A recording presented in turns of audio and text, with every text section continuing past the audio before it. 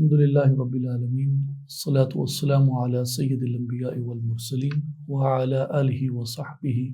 اجمعین۔ خواتین و حضرات، السلام علیکم ورحمۃ اللہ وبرکاتہ۔ آج ہم دوسرے پارے کے تفسیری نکات پہ کچھ مختصر گفتگو کریں گے اور معلوم کریں گے، لیکن جیسا کہ گزشتہ درس میں بھی یہ عرض کیا گیا کہ یہ دورانیہ انتہائی مختصر ہوگا، اور ہم کوشش کریں گے کہ مختصر وقت میں اہم جتنے نکات ہیں دوسرے پارہ مبارکہ میں ان کا ہم خلاصہ بیان کر سکیں۔ تو اس میں جو آیات ہیں ان میں تحویل قبلہ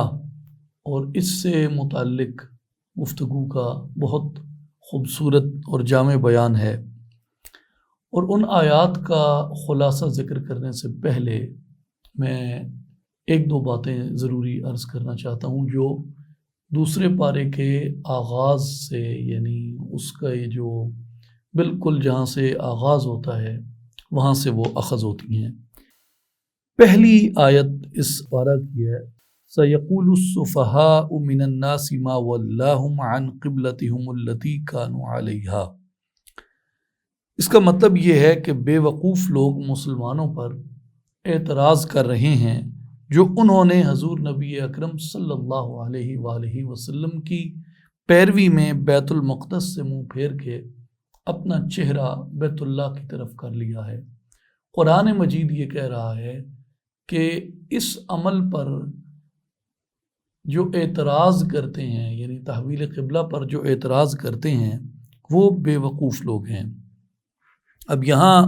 قابل غور بات یہ ہے کہ حضور علیہ الصلوۃ والسلام کی پیروی کرنے والوں پر اعتراض کرنے والوں کو قرآن مجید نے بے وقوف کہا، اور دوسری اس کی انٹرپریٹیشن ایک یہ بھی کہی جاتی ہے کہ صحابہ کرام رضوان اللہ علیہم اجمعین جو عشاقان مصطفیٰ تھے اور رسول اللہ صلی اللہ علیہ وآلہ وسلم کی پیروی میں کمر بستہ تھے، ان پر اعتراض کرنے والوں کو قرآن مجید نے سفہاء کہا ہے اور ان کو بے وقوف کہا ہے۔ سورہ البقرہ کی آیت نمبر 13 میں جہاں پہ قرآن مجید میں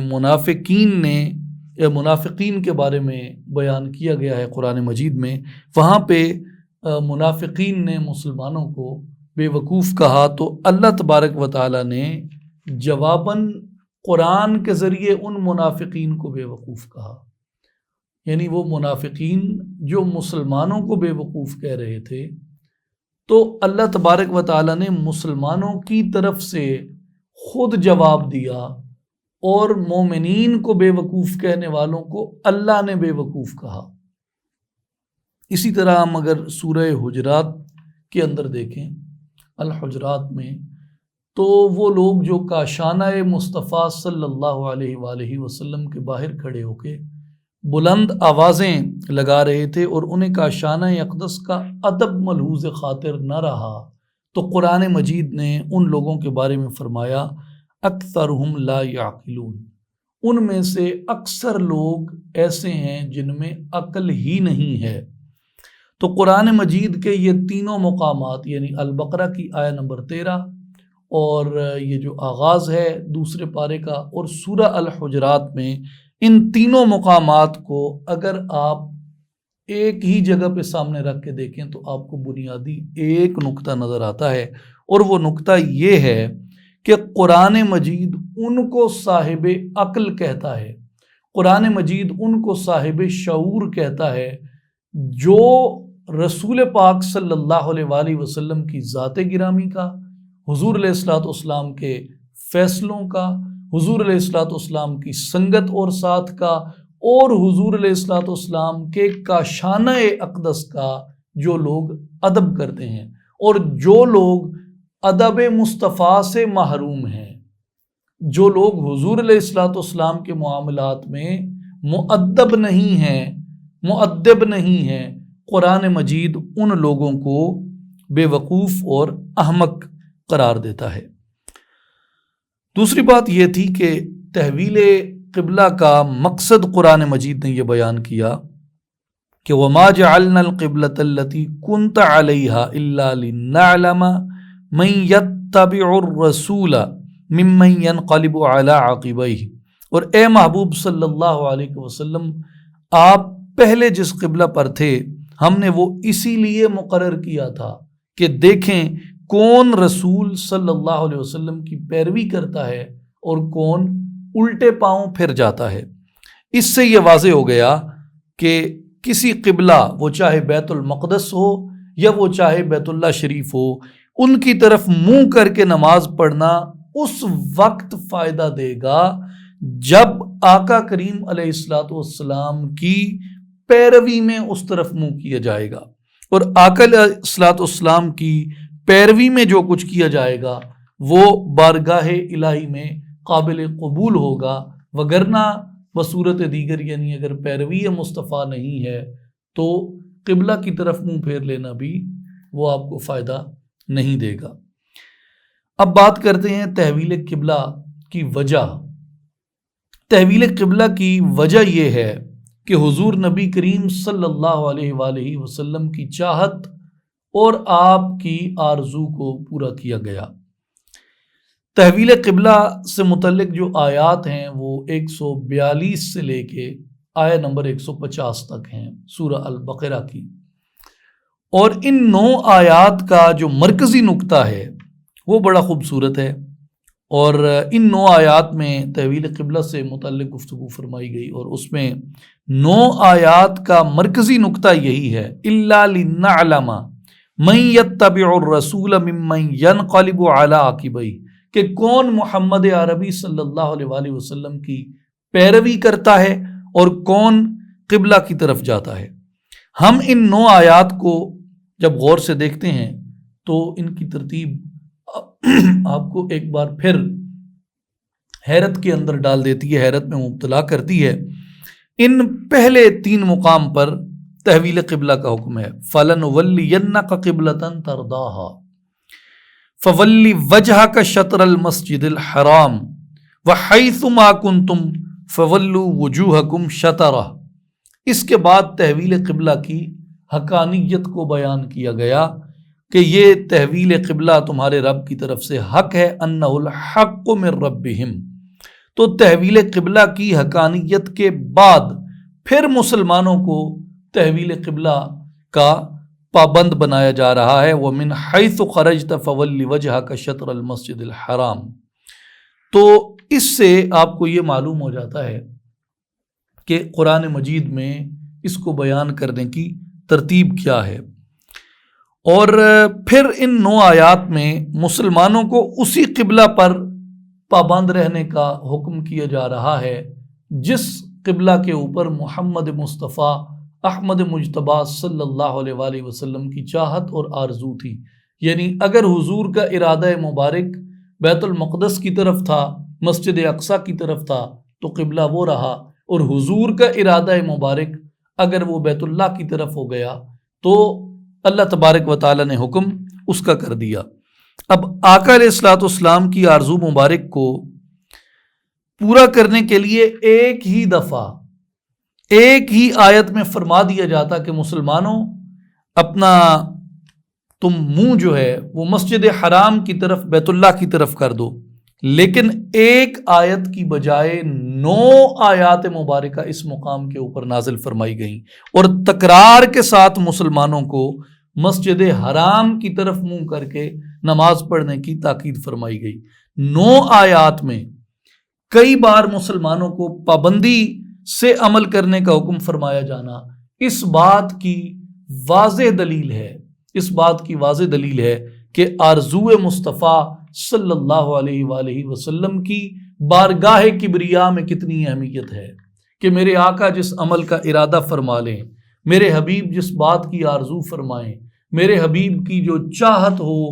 وہ امر اللہ تبارک و تعالیٰ کے ہاں کتنا محبوب بن جاتا ہے اور کتنا عظیم عمل بن جاتا ہے، اور اس کی کتنی تاکید اللہ تبارک و تعالیٰ مومنین کو فرماتے ہیں۔ اس سے آگے آیت نمبر 151 میں آقا علیہ الصلوۃ والسلام کی بعثت مبارکہ اور آپ کے فرائض نبوت کا ذکر کیا گیا، جن میں یتلو علیکم آیاتنا، کہ آقا پاک ان پر قرآن کی آیات تلاوت فرماتے ہیں، وَيُزَكِّيكُمْ، اور آقا پاک تمہارا تزکیہ کرتے ہیں، تمہیں پاک کرتے ہیں، وَيُعَلِّمُكُمُ الْكِتَابَ، اور تمہیں کتاب کی تعلیم عطا فرماتے ہیں، وَالْحِكْمَةَ، اور تمہیں حکمت اور دانائی عطا فرماتے ہیں۔ یہاں میں انتہائی اختصار سے یہ عرض کر دوں کہ یتلو علیکم آیاتنا، تم پر میری آیات کی تلاوت فرماتے ہیں، اس سے مراد قرآن حکیم کی آیات بھی ہیں، اور اس سے مراد یہ بھی ہے کہ اللہ تبارک و تعالیٰ نے اپنی جو مظاہر قدرت اور اپنی جو نشانیاں اہل بصیرت کے اوپر واضح فرمائی ہیں، آقا علیہ الصلوۃ والسلام اپنی امت کو اور اپنی خدمت میں بیٹھنے والوں کو ان کی دعوت ارشاد فرماتے ہیں، اور اس سے آقا علیہ الصلوۃ والسلام دین کی حقانیت کو واضح فرماتے ہیں اللہ تبارک و تعالیٰ کی مظاہر قدرت اور اس کی نشانیوں سے۔ وَيُزَكِّيكُمْ، تمہارا تزکیہ کرتے ہیں، اس سے مراد یہ ہے کہ تمہارے ظاہر کو بھی پاک کرتے ہیں، جو معاشرتی برائیاں ہیں، جو عہد جہالت کی رسومات ہیں، ان سب کا خاتمہ کر کے تمہیں اس طرح صاف اور ستھرا کر دیتے ہیں جیسے ایک بندہ مومن کو ہونا چاہیے، ایسا کہ وہ اپنے خالق کی بارگاہ میں پسند آ جائے۔ اور تزکیہ کی ایک تعریف جو ہے وہ صوفیاء بھی فرماتے ہیں، اور یہاں بھی وہی صادق آتی ہے کہ آقا علیہ الصلوۃ والسلام نے اپنی خدمت میں بیٹھنے والوں کے نفوس کو بھی طیب کیا، طاہر کیا، پاک کیا، اور ان کی ظاہری نجاستوں کو بھی حضور نے صاف اور پاک فرما دیا، اور باطنی نجاستوں کو بھی زائل کر کے ان کے دلوں کو آئینوں کی طرح روشن بنا دیا۔ اور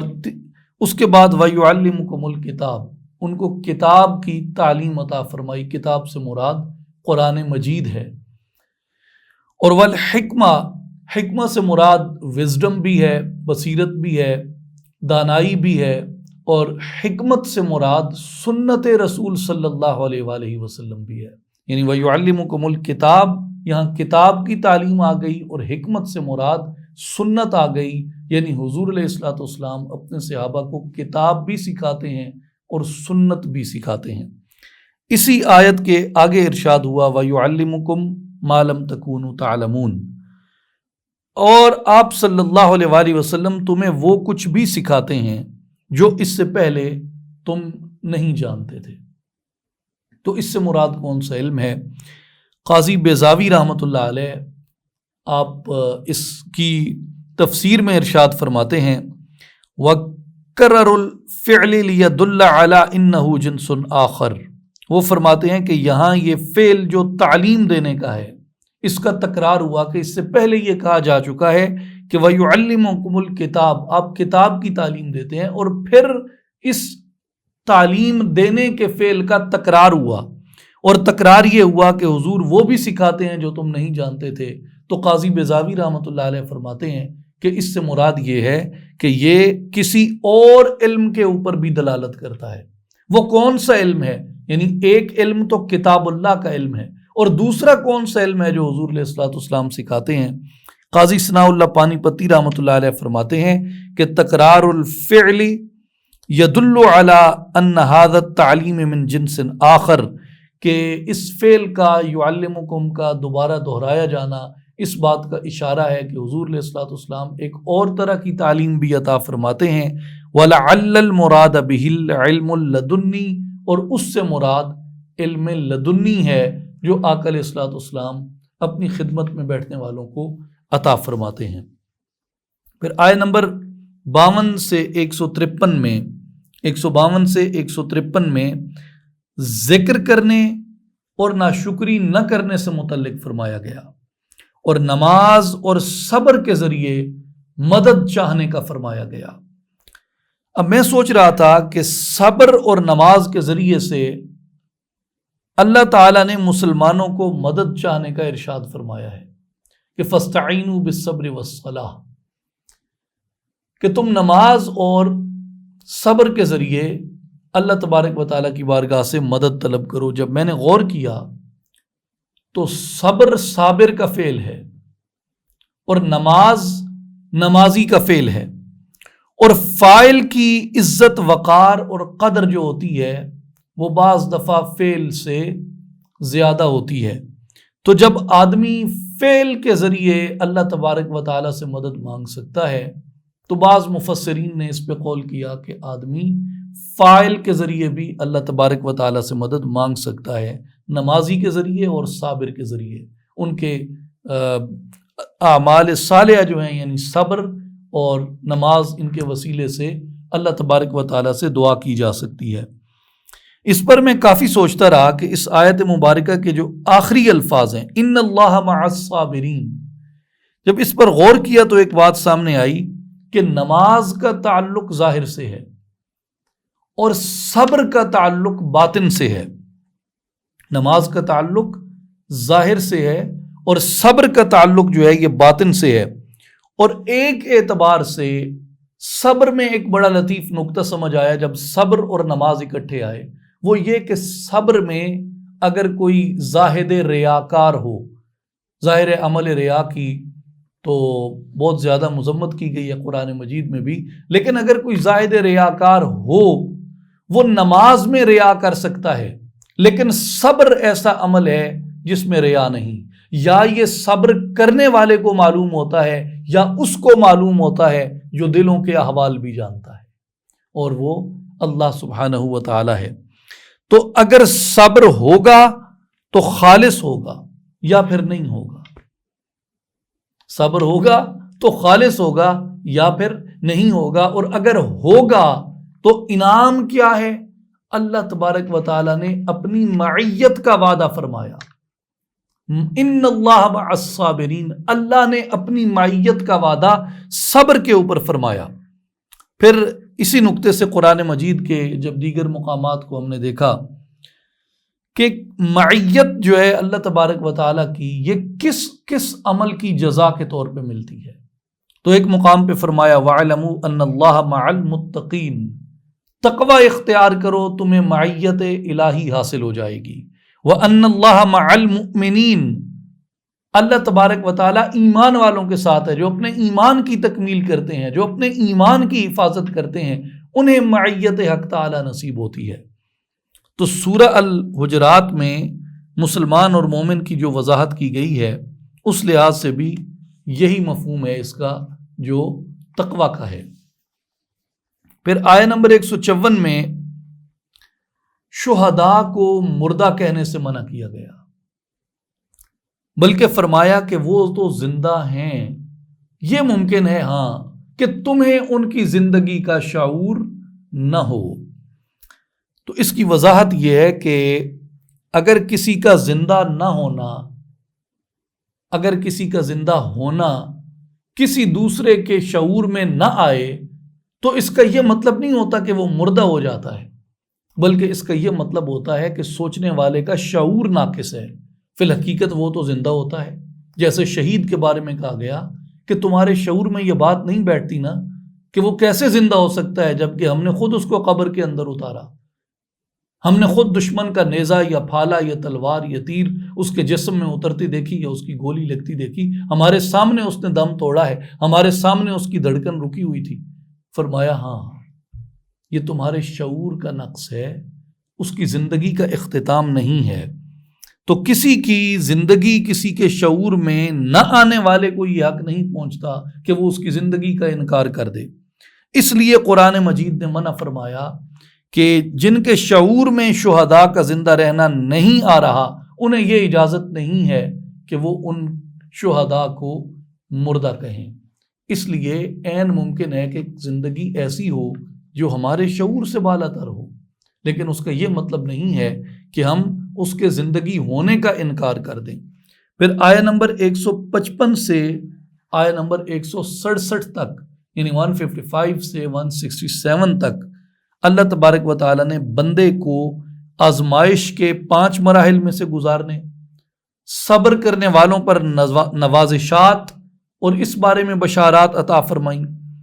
اور صفا و مروہ کو اللہ تبارک و تعالیٰ نے اپنی نشانیوں میں سے نشانی قرار دیا، اللہ تعالیٰ کی وحدانیت اور کائنات کی اشیاء میں عقل والوں کے لیے نشانیوں کا ہونا بیان کیا، اہل ایمان اور کفار کی محبت کے مراکز، قیامت کو کفار کے پیشواؤں کا،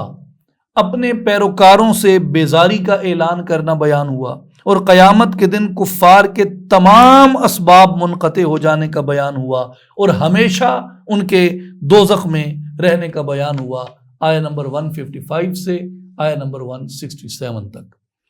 پھر آیہ نمبر 168 سے آیہ نمبر 177 میں مسلمانوں کو رزق حلال کھانے اور شیطان کی پیروی سے بچنے کا حکم ہوا، اور پھر یہ بھی ہوا کہ شیطان کی فطرت ہے کہ وہ ہمیشہ بے حیائی اور برائی کا حکم دیتا ہے، جہاں بھی تم بے حیائی اور برائی پھیلتی دیکھو وہاں یہ یقین کر لو کہ شیطان غالب آ چکا ہے، اس لیے کہ بے حیائی اور برائی جو ہے، فحاشی جو ہے، یہ شیطان کا راستہ ہے اور شیطان ہی اس طرف تمہیں اکساتا ہے۔ کفار کا قرآن کریم کی پیروی سے انکار کرنا، اس کا بیان ہوا، اور اپنے آباء و اجداد کے طریقے پر ہٹ دھرمی سے کاربند رہنے کا اقرار جن لوگوں نے کیا ان کی اس بارے میں تنبیہ نازل ہوئی، اور اہل ایمان کو پاکیزہ رزق کھانے اور شکر ادا کرنے اور خالصتاً اللہ کے لیے عبادت کرنے کا بیان ہوا۔ پھر حرام چیزوں کا ذکر کیا اور حالت اضطرار میں بقدر ضرورت ان کو کھانے کے بارے میں بات ہوئی۔ پھر بنی اسرائیل کی پرانی روشوں کی بات ہوئی، حق کو چھپانے کی بات ہوئی، اور حق کو چھپانے سے مراد عظمت مصطفیٰ صلی اللہ علیہ وسلم کو چھپانا ہے، کیونکہ وہ حضور کی عظمت کو چھپاتے تھے، اور اللہ تعالیٰ کے نازل کردہ احکامات کو چھپانے اور اس کے بدلے حقیر قیمت لینے کا ذکر ہوا، اور اس کے بارے میں فرمایا کہ گویا انہوں نے اپنے پیٹوں کے اندر، اپنے شکموں کے اندر آگ بھر لی ہے۔ پھر آیہ نمبر 177 جو ہے یہ پورا ایک مضمون ہے، پورا ایک مضمون ہے۔ لیس البر ان تولوا وجوہکم قبل المشرق والمغرب، کہ نیکی یہ نہیں ہے کہ تم اپنا چہرہ مشرق کی طرف کر لو یا اپنا چہرہ مغرب کی طرف کر لو، ولکن البر من آمن باللہ والیوم الآخر والملائکۃ والکتاب والنبیین، بلکہ نیکی یہ ہے کہ تم ایمان لاؤ اللہ پر، یوم آخرت پر، ملائکہ پر، کتاب پر اور انبیاء پر۔ وآت المال علی حبہ ذوی القربى والیتامى والمساکین وابن السبیل والسائلین وفی الرقاب، اور پھر مال کو اللہ تبارک و تعالیٰ کی محبت میں خرچ کرنے کا حکم ہوا کہ اقربا میں، یتیموں میں، مسکینوں پہ، مسافروں پہ، مانگنے والوں پہ، اور قیدیوں کو اور غلاموں کو یعنی گردنیں آزاد کروانے کے اوپر خرچ کرنے کا حکم ہوا۔ وَأَقَامَ الصَّلَاةَ وَآتَ الزَّكَاةَ وَالْمُوفُونَ بِعَهْدِهِمْ إِذَا عَاهَدُوا، نماز قائم کرنے کی تلقین کی، زکوٰۃ ادا کرنے کی تلقین کی، وعدوں کو وفا کرنے کی تلقین کی، اور سخت، کٹھن یا آسان تمام مراحل میں صبر کی تلقین کی، اور سچائی کے اوپر اللہ تبارک و تعالیٰ نے اس میں ارشاد فرمایا، لڑائی کے اندر، جہاد کے اندر صبر کرنے کی تلقین فرمائی۔ وَأُولَٰئِکَ هُمُ الْمُتَّقُونَ۔ تو یہاں بنیادی طور پہ اس آیہ مبارکہ جو آیہ 177 سورہ البقرہ کی دوسرے پارے کے اندر آئی ہے، یہ بہت ہی اہم ترین آیت ہے، اور ہماری یعنی جو اسلامی اسلوب زندگی ہے اس کو سمجھنے کے لیے۔ تو اس کے 3 حصوں میں ہم اس کو سمجھتے ہیں، جو مفسرین نے اس کو جس طرح تقسیم کیا ہے، اختصار ہے چونکہ وگرنہ تفصیلی حوالہ جات کے ساتھ بھی گفتگو کی جا سکتی ہے۔ پہلا حصہ جو ہے وہ اس آیہ مبارکہ میں ایمانیات سے متعلق ہے، پہلا حصہ ایمانیات سے متعلق ہے۔ لیس البر ان تولوا وجوہکم سے لے کے والنبیین تک، یہ حصہ جو ہے اس آیت کا یہ ایمانیات سے متعلق ہے، یعنی ایمان لائے اللہ پر، قیامت پر، فرشتوں پر، کتاب پر اور پیغمبروں پر۔ یہ پہلا حصہ جو ہے اس آیت کا وہ ایمانیات کی شرائط بتاتا ہے کہ ایمان کیا ہے۔ دوسرا حصہ جو ہے یہ مال خرچ کرنے کے اوپر ہے کہ اپنا مال تم خرچ کرو، لیکن مال خرچ کرنے کی بنیاد یہ بتائی کہ اللہ کی محبت میں خرچ کیا جائے، یہ بنیاد ہے۔ سارا مال و متاع وہ آگے جتنی چیزیں اس کی بیان ہوئی ہیں ان سب میں مال خرچ کرنے کی شرط اول یہ ہے کہ اللہ کی محبت میں خرچ کیا جائے، اپنے بڑھاوے کے لیے یا اپنی بڑائی کے لیے نہیں، اپنے بڑھاوے یا اپنی پروموشن کے لیے نہیں، ریاکاری کے لیے نہیں، جس کو ہم اپنی زبان لوکل ایکسنٹ میں چڑتل کہتے ہیں، اپنی چڑتل کے لیے نہ کیا جائے بلکہ اللہ کی محبت میں کیا جائے، اس لیے کہ مال عطا کس نے کیا؟ عطا اسی نے کیا ہے، تو میں اپنی طرف سے تو کچھ نہیں دے رہا ہوتا، اس کے عطا کیے ہوئے سے دے رہا ہوتا ہوں، تو چڑتل کیسی؟ عاجزی بنتی ہے، تکبر نہیں بنتا۔ فرمایا رشتہ داروں کو دو، یتیموں کو دو، مسکینوں کو دو، راہگیر مسافروں کو دو، اور اس سے مراد علماء کرام نے طلباء علم کو بھی لیا ہے، کیونکہ وہ بھی علم کے راستے میں چل رہے ہوتے ہیں، اور سائلوں کو دو، اور گردنیں چھڑانے میں یعنی غلاموں کو آزاد کروانے میں، اور فی زمانہ اس سے مراد ایسے قیدی جن کا کوئی ولی وارث نہیں ہوتا، ان کے لیے ادا کرنے کو بھی جو معاصر مفسرین ہیں یعنی کانٹمپرری جو مفسرین ہیں یہ ان کا نقطہ نظر ہے۔ تیسرا حصہ جو ہے وہ اعمال کی درستگی کے اوپر ہے، اس آیہ نمبر 177 کا پہلا حصہ ایمانیات پہ، دوسرا حصہ مال خرچ کرنے پہ، اور تیسرا حصہ جو ہے وہ اعمال کی اصلاح پہ ہے۔ اعمال کیا ہیں اس کے؟ نماز ادا کرے، نماز قائم کرے، زکوٰۃ ادا کرے، جب وعدہ کرے تو پورا کرے، مصیبت میں اور سختی میں صبر کرے، اور جہاد کے وقت بھی صبر کرے، اور وہ لوگ جو اپنی باتوں کو سچا کرتے ہیں اور سچی بات کہتے ہیں ان کے بارے میں فرمایا کہ یہی لوگ جو ہیں وہ پرہیزگار ہیں، اور یہی لوگ متقی ہیں، اور یہی لوگ صاحب تقوی ہیں۔ اب قرآن مجید کے اس مقام سے واضح ہوتا ہے کہ نیکی کا جو دائرہ کار ہے اس میں سب سے پہلے ایمانیات ہے، نیکی کے دائرے میں سب سے پہلے ایمانیات ہے، ایمانیات سے مراد فیتھ، بلیف سسٹم، ایمان کی جو ڈائریکشن ہے وہ مقرر کر دی، پھر اس میں راہ للہ مال خرچ کرنا، اور پھر اعمال کی درستگی۔ ہم ان کو اگر دو لفظوں میں بیان کریں ان تین حصوں کو تو یہ دو لفظ جو جامع بنتے ہیں، ایک یہ کہ یہ آیت ہمارا اعتقادی نصاب ہے، ہمارے اعتقاد کو یہ آیت معین کرتی ہے، اور دوسرا یہ ہمارا معاشرتی نصاب ہے کہ ایک مومن کی معاشرت کیسے ہوتی ہے، ایک مومن معاشرہ کیسے ہوتا ہے، متقیوں کا معاشرہ کیسے ہوتا ہے۔ اس کے بعد جو ہیں وہ آیت نمبر 178 179 میں ایمان والوں پر قصاص کا فرض کیا جانا اور قصاص میں زندگی ہے یہ بیان کیا گیا۔ پھر آیت نمبر 80 سے 182 تک یعنی آیت نمبر 180 سے 182 تک احکام وصیت کا بیان ہے۔ پھر آیت نمبر 183 سے 187 تک روزے کی فرضیت، اس کا مقصد اور اس سے متعلق احکام بیان ہوئے۔ پھر آیت نمبر 188 میں ایک دوسرے کا مال جو ہے وہ باطل طریقے سے کھانے کی ممانعت فرمائی گئی ہے۔ اب یہ ہم نے جو آیات پڑھی ہیں 178 سے لے کے 188 تک، اس کا خلاصہ میں عرض کر دوں کہ اعتقادی اور معاشرتی نصاب بیان ہوا، اس کے بیان کے بعد 4 چیزوں کے احکامات بیان ہوئے: قصاص، وصیت، روزہ اور باطل طریقے سے دوسرے کا مال کھانا۔ اعتقادی اور معاشرتی نصاب جو آیت نمبر 177 میں آیا تھا، اس کے بعد یہ 4 امور بیان ہوئے ہیں جن میں قصاص ہے، وصیت ہے، روزہ ہے اور باطل طریقے سے دوسرے کا مال کھانا۔ یعنی اب اس سے جو ایک بڑا سبق اخذ ہوتا ہے وہ یہ اخذ ہوتا ہے کہ اگر آدمی کی اعتقادی اور عملی لحاظ سے تربیت نہ ہوئی ہو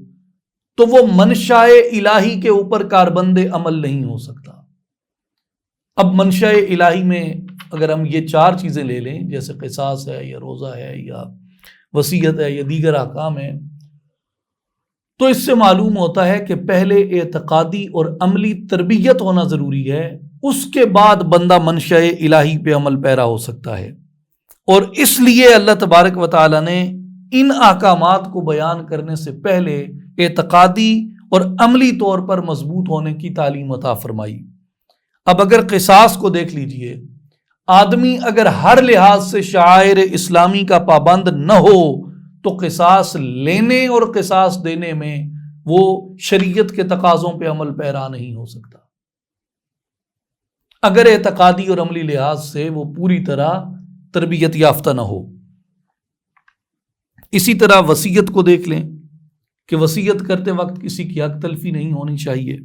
روزے کو دیکھ لیں کہ روزے کی حالت میں روزے کو ضائع نہ کر بیٹھیں، یعنی ان روزہ داروں کے زمرے میں نہ آ جائیں جن کے حصے میں سوائے بھوک اور پیاس کے کچھ نہیں آتا۔ ایک دوسرے کا مال کھانے کے معاملے کو دیکھ لیں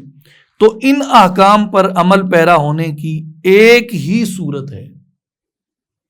یہ جتنے احکام شرع ہمارے اوپر اللہ نے عائد فرمائے ہیں بشمول قصاص روزہ سب کے،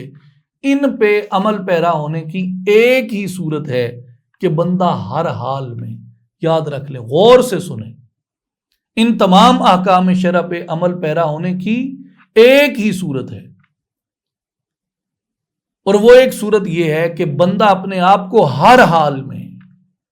ہر طریق میں، ہر قول میں، ہر کیفیت میں، ان اینی سچویشن، بندہ اپنے آپ کو اللہ اور اس کے رسول صلی اللہ علیہ وسلم کا پابند سمجھے۔ صرف وہی عمل پیرا ہو سکتا ہے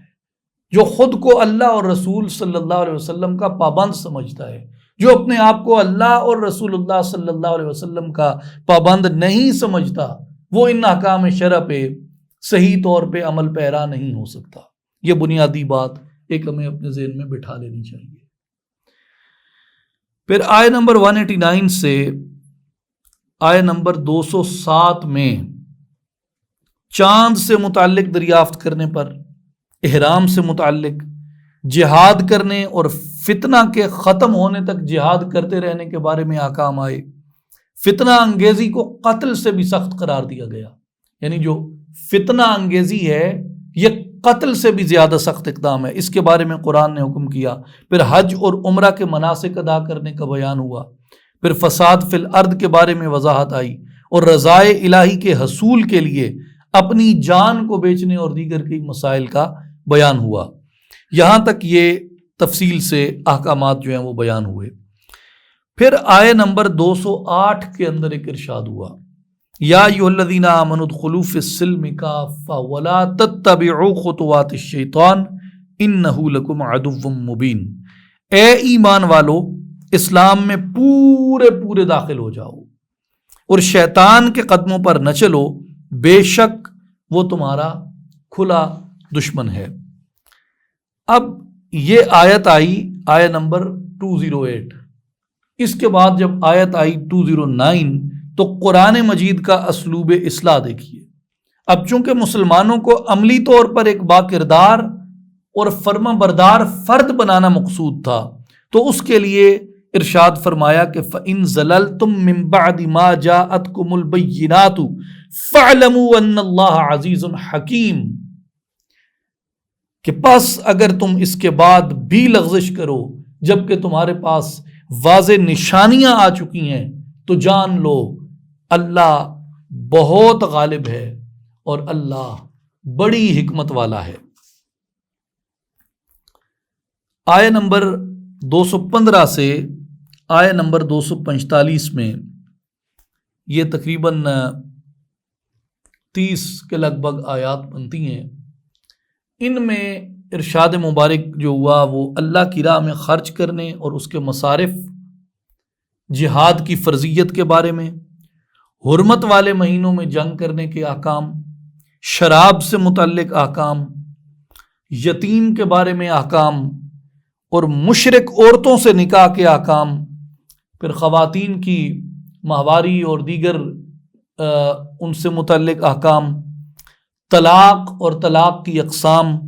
عدت کے احکام، بچے کو دودھ پلانے کے احکام،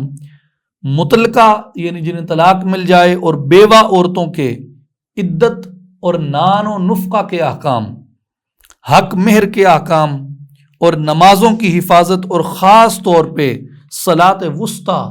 اور نماز خوف کا بیان اس میں درج ہے۔ صلاۃ وسطیٰ جو ہے اس سے مراد ظاہراً نماز عصر لی گئی ہے، اور اکثر کا قول یہی ہے۔ بعض صوفیاء نے صلاۃ وسطیٰ سے مراد جو ہے وہ ذکر قلبی بھی لیا ہے کہ اس کی بھی حفاظت کرو۔ یہ سب احکام بیان کرنے کے بعد اب قرآن کریم کا سمجھانے اور اصلاح کرنے کا ایک اور خاص اسلوب آتا ہے، اور وہ یہ آتا ہے کہ بنی اسرائیل کو امت مسلمہ کے سامنے ایک مثال کے طور پہ رکھا جاتا ہے۔ اب یہ سارا تناظر آپ یہ دیکھیں کہ کہاں سے احکام شروع ہوئے، اعتقاد کے بارے میں بات ہوئی، ایمان کے بارے میں بات ہوئی، اعمال کے بارے میں بات ہوئی، احکام کے بارے میں بات ہوئی، اور مختلف جو پہلو ہیں شریعت کے ان کے اوپر احکامات آئے۔ یہ سب احکام بیان کرنے کے بعد آیہ نمبر 246 سے یہ شروع ہوتا ہے کہ کیا آپ نے بنی اسرائیل کے اس گروہ کو نہیں دیکھا جو موسیٰ علیہ السلام کے بعد ہوا تھا؟ الم تری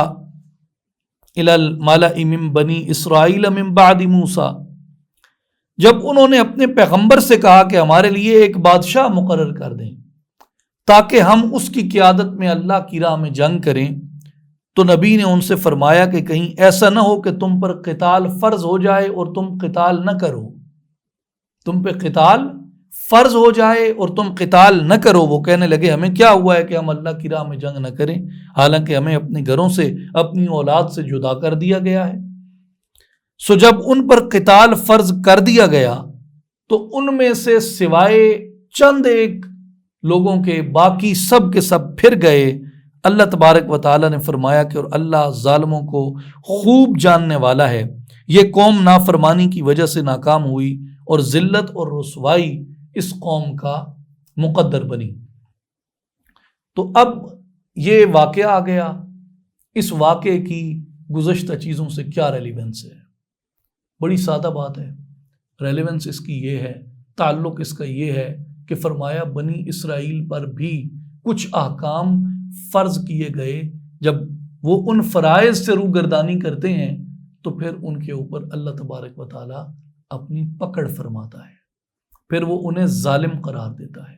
پھر وہ ان کی گرفت کرتا ہے۔ تو یہ ہمیں بتایا کہ تمہارے اوپر اب یہ احکام فرض کر دیے گئے ہیں آخری کتاب کے اندر، یہ آخری کتاب ہے، اس کے بعد کوئی کتاب آسمان سے نہیں آئے گی، یہ آخری نبی ہے جس کی تم اطاعت و پیروی کرتے ہو، جس کا کلمہ پڑھتے ہو، لا الہ الا اللہ محمد الرسول اللہ صلی اللہ علیہ وسلم، اور یہ آخری امت ہے، اس کے بعد کوئی امت نہیں۔ تو اگر ان احکام سے، ان فرائض سے روگردانی کرو گے، اس شریعت کی پیروی اور اتباع نہیں کرو گے، اس کو ہنسی اور ٹھٹھا بنا لو گے، اس کو مذاق بنا لو گے، اور اس علم کو پھیلانے والوں کو اگر تم دنیا میں ذلیل و رسوا کرو گے، ان کی قدردانی نہیں کرو گے، تو پھر یاد رکھو تمہارا انجام یہی ہوگا جو ہم نے موسیٰ علیہ السلام کی قوم کے متعلق بیان فرمایا ہے۔ یعنی ان احکام کا مقصود اور مراد یہ ہے۔ اللہ تبارک و تعالی ہمیں نافرمانی سے محفوظ رکھے۔ اب آئیں دوسرے پارے کی ایک گرینڈ سمری جو ہے اس کو دیکھتے ہیں۔ اس میں آیات کی کل تعداد تقریباً 111 ہے، اور یہ سورہ البقرہ کی آیات ہیں، آیہ نمبر 142 سے لے کے آیہ نمبر 252 تک۔ انبیاء علیہ السلام میں 4 انبیاء کا ذکر آیا، حضرت موسیٰ علیہ السلام کا، سیدنا ہارون علیہ السلام کا، سیدنا داؤد علیہ السلام کا، اور خاتم النبیین، امام المرسلین، رحمت للعالمین، محمد مصطفیٰ احمد مجتبیٰ صلی اللہ علیہ وآلہ وسلم کا۔ اور امتوں میں بنی اسرائیل کا ذکر آیا اور امت مصطفیٰ صلی اللہ علیہ وسلم کا ذکر آیا۔ پیشین گوئیوں میں ایک پیشین گوئی یہ تھی